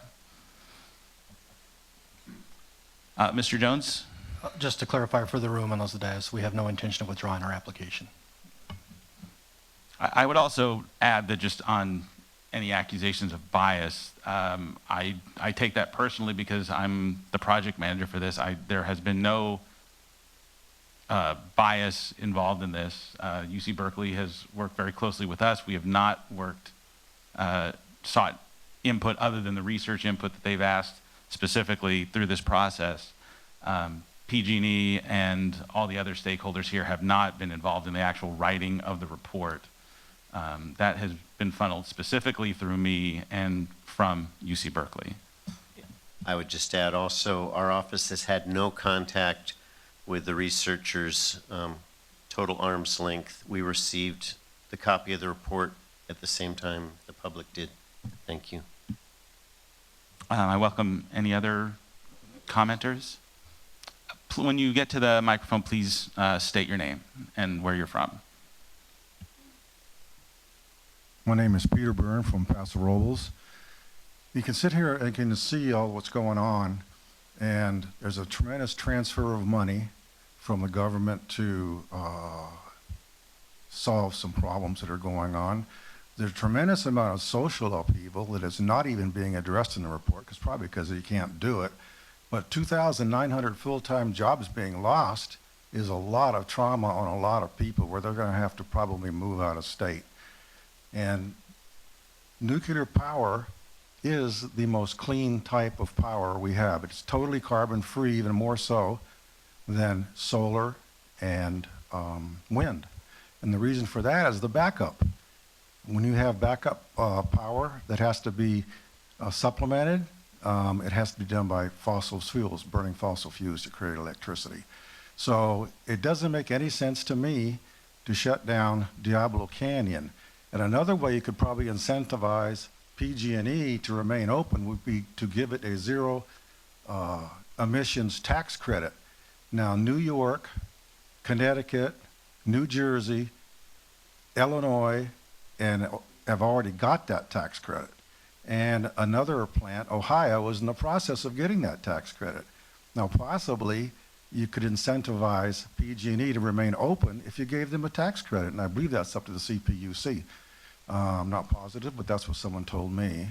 And it would be a good idea if you did that. Why don't we just try that? You can just stop all this transfer of funds and all the social upheaval, just keep the plant open, let the people work, let them provide the tax revenue that is being lost, and I think that would be the best opportunity, best thing to do. Just let it go for another 20 years, extend the licenses. So that's my opinion. Thank you. Thank you for your comments. As I said before, this isn't necessarily intended as a referendum, and I'm not trying to be glib, but you know, the decision in terms of shutting down the plant was prosecuted over 2 years, and many people in this room were part of that, and the comments were extensive and very involved and it took a lot of manpower, woman power to get it done. And I'm sensitive to the impact on the community. That's the primary reason that this report was commissioned in the first place. But this meeting here is not going to have the impact of reversing the shutdown at this time.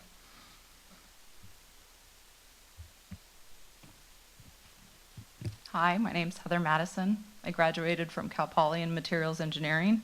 When I graduated, there were no engineering jobs locally. I tried for a long time to find a job. I manufactured rectal thermometers for cows. I worked at a winery. I worked at a clothing store. And finally I was like, okay, I guess I'll try Diablo Canyon, because I was kind of scared of it. And for those of you who know me now, I'm one of the biggest nuclear advocates in town. I've started a nonprofit, Mothers for Nuclear, to advocate for nuclear energy. So I just wanted to say I'm one of those 1,400 jobs, and in regards to this assessment, I think economic assessments vary based on account of the analyst. I know it's impossible to include every input, and so many of the inputs are ignored. You demonstrated this when you talked about the qualitative impacts that didn't input to the final outcome. No system that depends on ignorance is likely to be a true predictor of a very complex outcome, which this definitely is. And I'm also wondering whether the team at Berkeley had access to the 2018 nuclear decommissioning cost triennial proceeding that was filed by PG&E.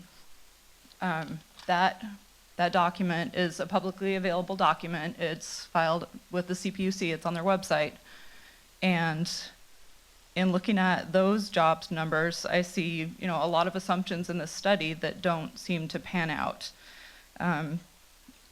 It seems like you took the entire funds for decommissioning and split it over 10 years and dedicated it towards labor.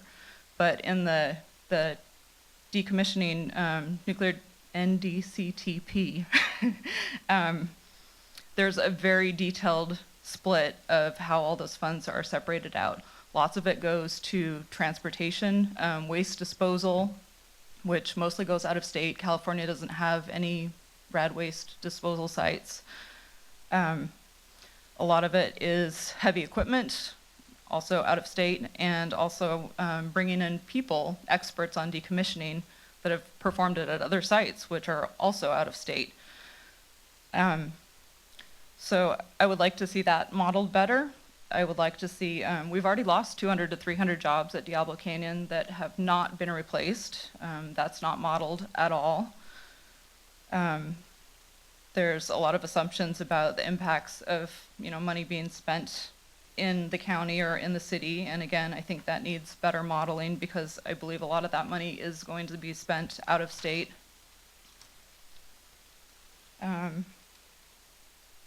And we haven't even mentioned yet the impacts from rates going up and the cost of replacement power and increased emissions that contribute to climate change. And we all know we're having troubles right now determining how we're going to get replacement power, and there's just not enough renewables, so we're going to end up buying credits using the California cap and trade system. So that doesn't actually affect our emissions, that just affects our numbers, and we want to lower emissions. So I would like to see that modeled in a cost to human health, like that's a cost to our community. Finally, decommissioning jobs do not equal nuclear jobs. I was a reactor operator for 11 years. Now I write our emergency operating procedures. I have an engineering degree. I'm not going to be working on dismantling the plant. I'm going to be looking to figure out how to manage my family in an area where I likely will not have a well-paying job. Thank you. Thank you for your comments, Ms. Madison. I can comment on the NDCTP aspect. I would caution against taking any figures in the NDCTP as gospel. That is not a final document at this time. It's, like I said, it's currently being considered at the commission. and at the public participation hearings on August 7th and August 8th. You can discuss that more specifically. David, if you have any comments maybe on the report itself. I have a couple on the staffing levels as well. Sure. Thanks. Yeah, we're very receptive to all of these comments. They're quite detailed, so we prefer to respond to them in any revisions we make to the report, but they'll be submitted in writing, I think, right? One thing, thank you. One thing I'd like to get clarification on, which is this has come up twice now, is the emissions implications of decommissioning. My understanding is that natural gas is not an option for replacing the power that comes from, that needs to be, I don't know. I mean, but that's a matter of policy, and I can't speak to that. And we're not modeling emissions. No, I mean, I don't believe it's supposed to be replaced by gas power. Correct, and Rochelle might want to chime in here, I'm not certain, but the joint proposal endeavored to replace PG&E's part of its portfolio carbon-free. The original CPUC decision said that's our ambitious goal, but we're not, they had a little bit of wiggle room, and SB 1090 tightened that up for them. Absolutely. So just a couple facts to consider on that point of GHG emission-free replacement. Diablo is 9% of the grid currently. After the sun goes down in California, solar goes to zero, wind dies down. We presently import 36% of our energy from natural gas. So that's fact. And that's including the 9% from Diablo. So we've got real challenges ahead in terms of replacement. There's been trouble siting large-scale industrial solar because of, well, issues related to the bankruptcy and other issues. I was talking to a solar energy advocate. He said, I could site 500 megawatts tomorrow, but we'd have trouble getting anyone to sign the contracts to purchase the power. So that's another challenge that we've got to figure out. But I do think there's potential and hope for us because offshore wind has tremendous capacity if we can figure out how to deconflict that with respect to the Pentagon and the federal government. Yeah, just real quickly, I appreciate that. There is a difference between off-wind and on-land wind and solar being diurnal, whereas current offshore wind can be 24/7. That's being proven in the North Atlantic currently. Just lastly on the staff numbers, the number of a couple hundred is simply not accurate. At the end of 2017, we had 1,396 local employees. At the end of 2018, it was 1,376, a delta of 20. We do have a large amount of open requisitions. We've seen that where we're hiring a couple of people a week, and we have a couple of retirees. Our overall employment trend will go lower between now and the closure of Diablo. But again, to remind folks, that this is a bounding economic analysis, and we have peaks and valleys in our hiring regardless.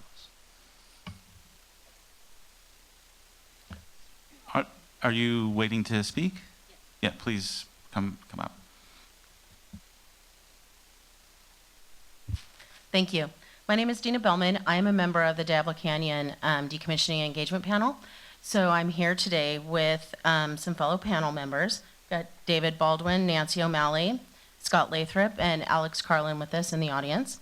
So we just wanted to thank you again, as most of you have said, for your leadership and effort on all of these issues.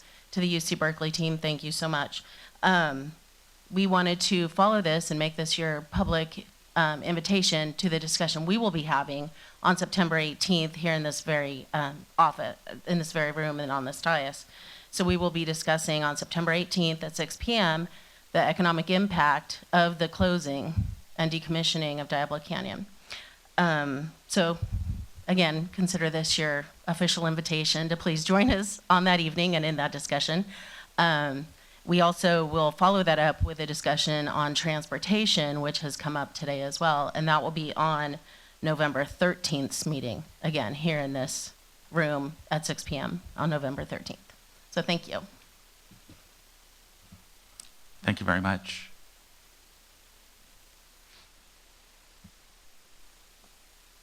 Hi, good afternoon. David Baldwin. I'm also a member of the Decommissioning Engagement Panel. Just had a couple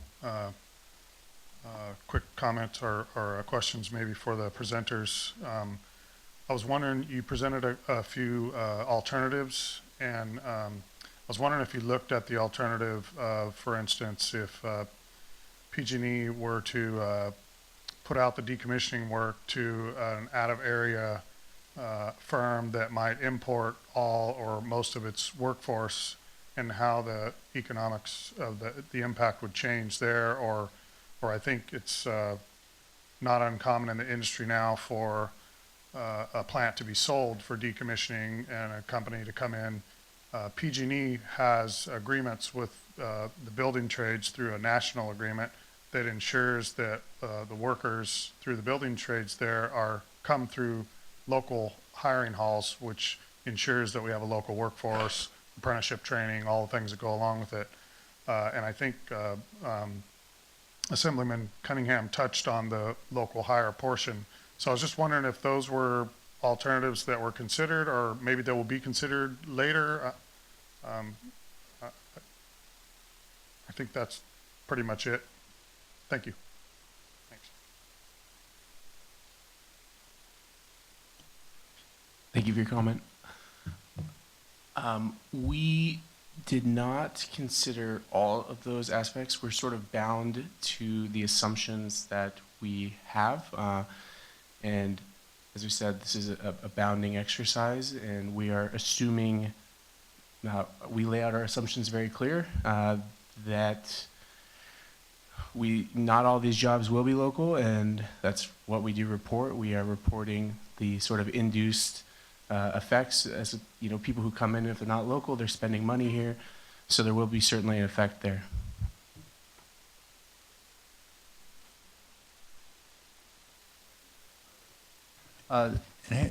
The decommissioning activity is a temporary activity. It may take a long time. I'm not expecting a generation, as someone suggested, but this is a temporary activity, and the employment on these projects will be temporary, but the expenditures that occur regardless of the origin of the worker who is here for that time are going to be retained primarily within the local community. And as I said, 2/3 of the impacts that we estimated are indirect or induced, which means they are completely driven by service activities inside of the local economy. If workers choose to stay or leave, if the companies that perform these services may be from other places, but they're going to engage in this activity within the local economy, we expect most of those effects to be retained. So I see we have one more commenter. We're at our 3 o'clock end point. I'm happy to have you come up and speak, but I don't know that we have time to have more public comments. Thank you. My name is Alex Carlin. I'm a retired judge with the Nuclear Regulatory Commission, and I handled the adjudication at Yucca Mountain and for Diablo Canyon. Before that, I was an environmental attorney for 40 years, and one of my jobs was to work with British Nuclear Fuels Limited, Inc., which was a U.S. company engaged in decommissioning nuclear power plants and DOE facilities. So I have some background. I'm also a member of the Diablo Canyon Decommissioning Engagement Panel. I'm not speaking on behalf of the panel today. I'm speaking on my own. I would like to commend Senator Monning, Assemblyman Jordan, Cunningham, and all the rest of you for the hard work you've done here and for the study that's been done. I haven't had a chance to digest it, but I am studying it and taking some comfort in the fact that what it seems to say is that the impacts, the economic impacts, will be far less than previously anticipated. They will be serious, they will be important, and that we need to plan for this in our community and our state. It's my hope that you all here and others in the community will support the establishment of an independent decommissioning community advisory board like those that are found in other progressive states in this country. I worked at the Vermont Yankee. I was a judge at that case. They have a state-created decommissioning community advisory panel. New York, Indian Point, has a state-created community advisory panel. Pilgrim at Massachusetts, New Jersey, has the Oyster Creek. And if you look at those models, they are created by the state and local governments, perhaps the PUC, perhaps the state by state law, which would establish an independent advisory panel. I think this is important because this is going to take 20 years or more, and the engagement panel created by PG&E is not the right vehicle for helping represent this community. So I thank you for all your hard work and hope. I have one question, maybe there's time. Are you going to look at mitigation options in the report that you submit, and will that include looking at other advisory panels? Thank you. Thank you, Judge Carlin. I don't think in this particular economic impact report we're going to look at mitigation panels. We have discussions, ongoing discussions about that separately at the CPUC. Well, the legislation calls for effort to potential actions for the state and local jurisdictions to consider to mitigate the impacts. So hopefully the mitigation may include creation of such panels that would help. Thank you, Mr. Chair. I appreciate the comments and appreciate your work and contributions. I do think it was made clear in the opening remarks of the researchers, part of the legislation, SB568, called for not only economic impacts, but also recommendations related to mitigation. And as they've commented this morning, they're not at that point yet. Their work is not done with what's in front of us, and they've acknowledged that. Right. So I think part of today's public hearing is to inform that kind of final component of the report.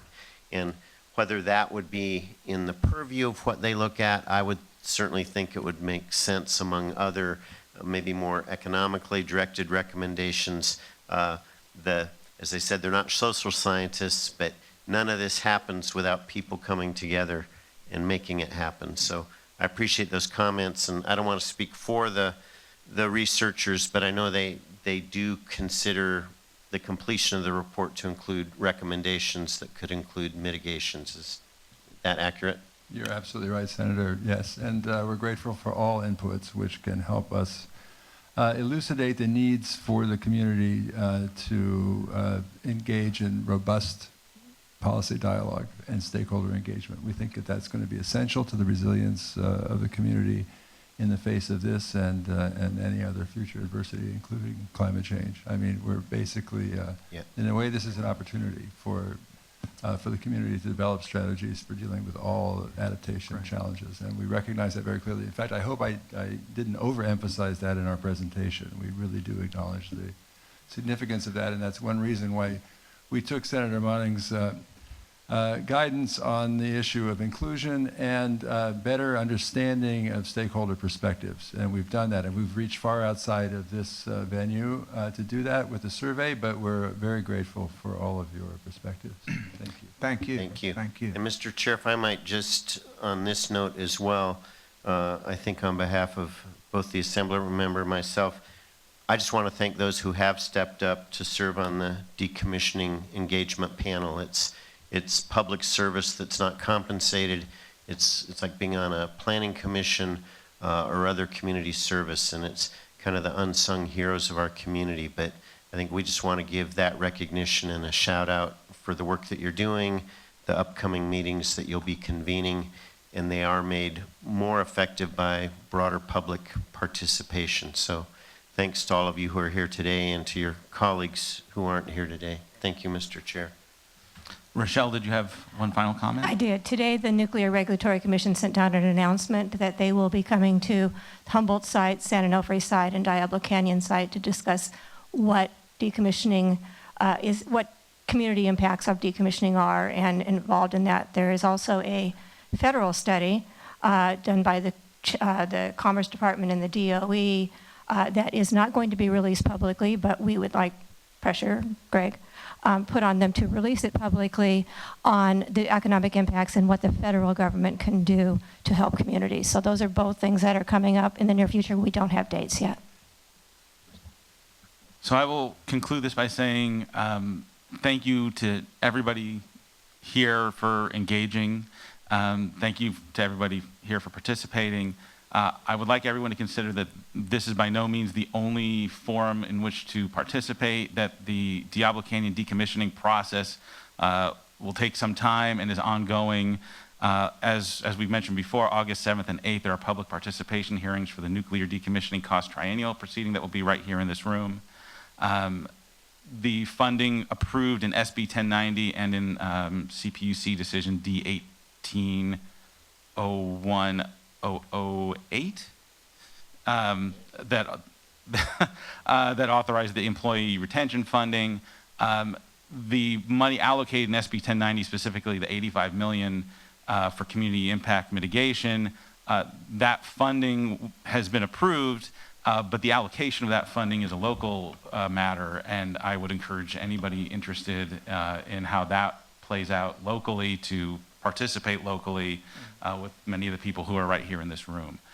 So please remain engaged and submit if you have comment on the report. Again, the report's on the CPUC website. It is also on Senator Monning's website. Please submit comments by July 25th, and thank you very much. Let's thank David and the CPUC for hosting today's hearing. Thank you.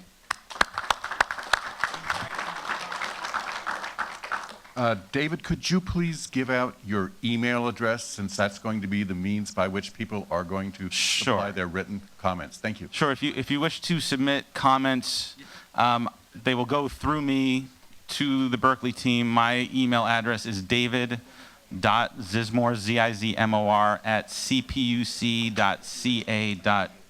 G-O-V. Thank you. Thank you.